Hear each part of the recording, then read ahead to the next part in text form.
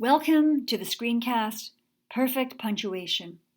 This is part 3 of 4, the semicolon and colon. Here are the learning outcomes.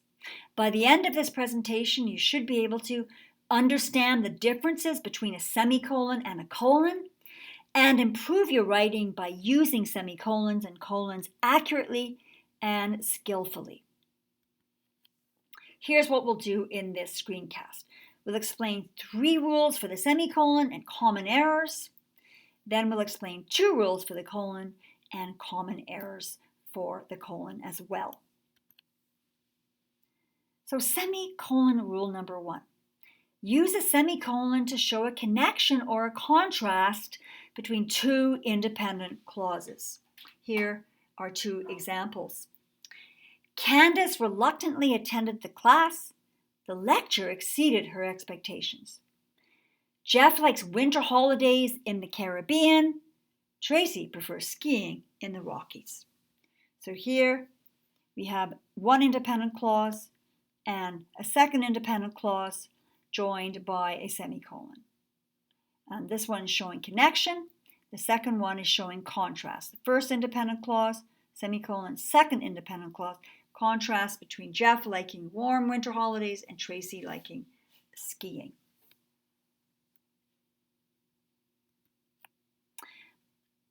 A common error that students make when they're trying to apply this rule is using a semicolon in front of a sentence fragment or single word. So a semicolon can only be used to divide, to join, to connect 2 independent clauses. Okay, so a semicolon cannot be used in front of a single word. So here's an example. Karen wants to leave Saskatoon for one reason, the winter.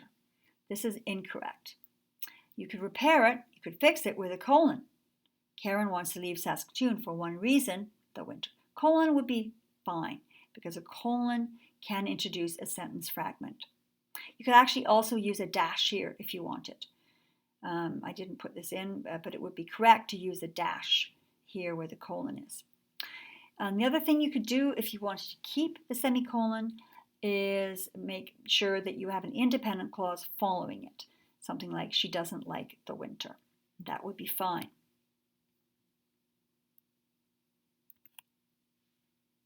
Semicolon rule number 2. Use a semicolon before a conjunctive adverb or phrase to link independent clauses. Use a comma after the conjunctive adverb. So here we have, Toronto has expanded its subway system. However, commuters still complain of the time it takes to travel to work. So we have a semicolon before the conjunctive adverb and a comma following it. And here's another example. We had intended to study on Saturday evening. Instead, we went to the movies. Again, you've got your conjunctive adverb instead, preceded by the semicolon and followed by the comma.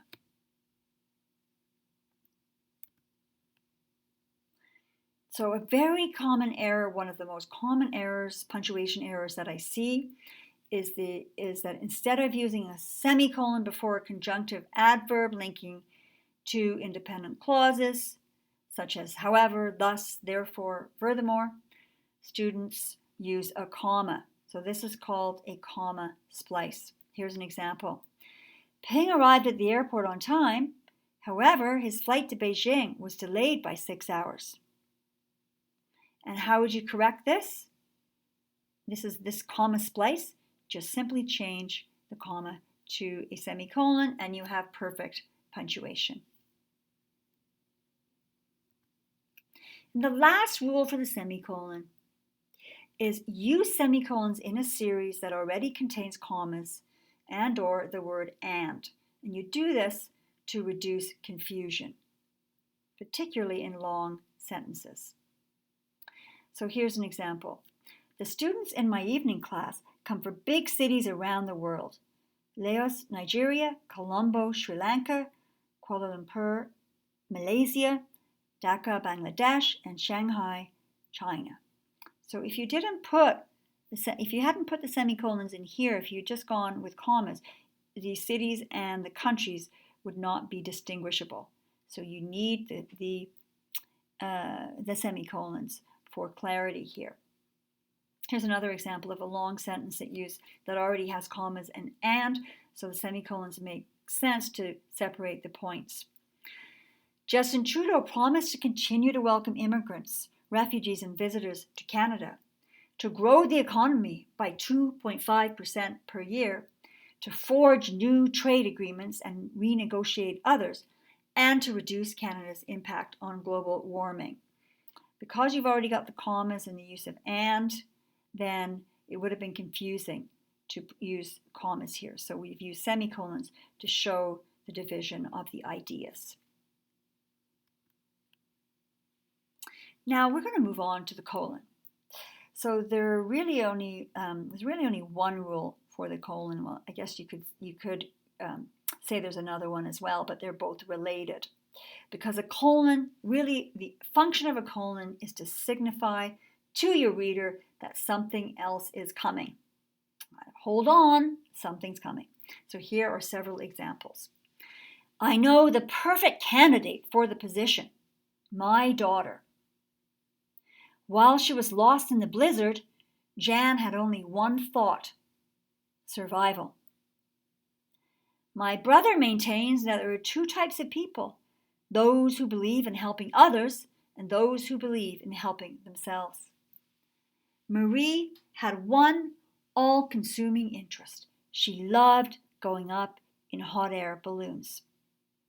So in every case here, the colon signifies something else is coming. And so here we've got a single word with a modifier.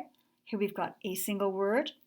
Here we have clauses: those who believe in helping others and those who believe in helping themselves.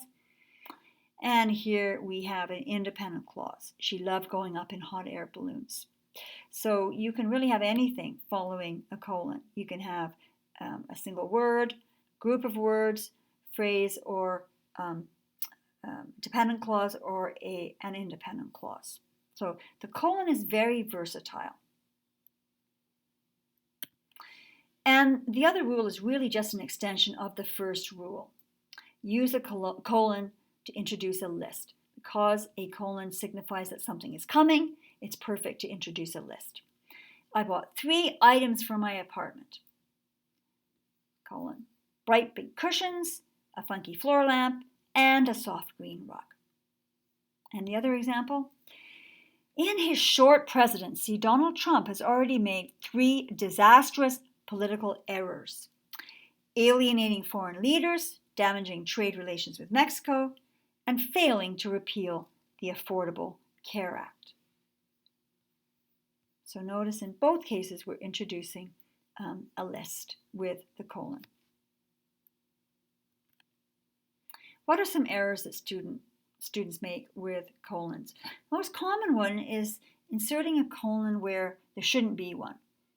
So you don't insert a colon after a verb or a preposition or any other incomplete sentence.